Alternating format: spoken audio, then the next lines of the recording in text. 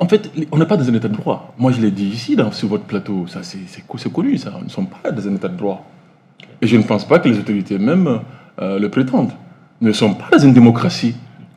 Mais c'est clair, nous sommes pas les gens continuent. Ici, je l'ai dit, j'ai dit, écoutez, nous sommes dans un état d'exception, sous une forme un peu confuse.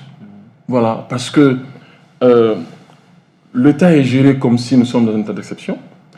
Mais d'autre part, les textes sont votés, les textes sont reconduits comme si on est dans un retour voilà, à l'ordre constitutionnel normal.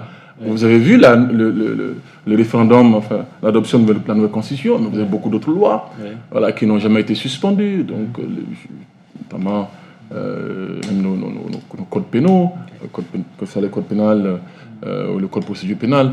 Et donc, quelque part, ça met les citoyens dans une certaine confusion. Les gens se disent, écoutez, nous sommes dans une démocratie, puisque les textes le disent.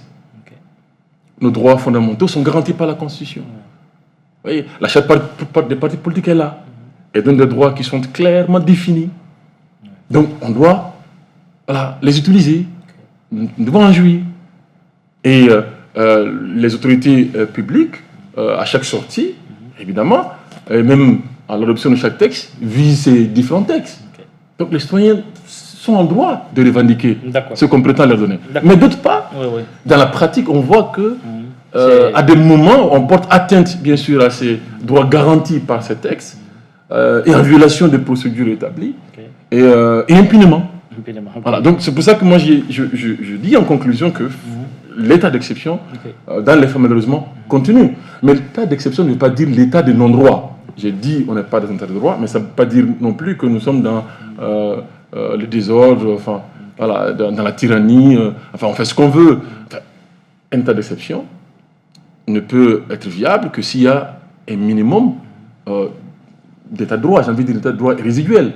C'est un minimum de corpus juridique qui balise un peu l'exercice de pouvoir durant cette période-là. Et c'est pour cela que, même après les coups d'État, les putsch, etc., l'état d'exception qui s'ouvre par une transition, il y a généralement un acte fondamental, comprend.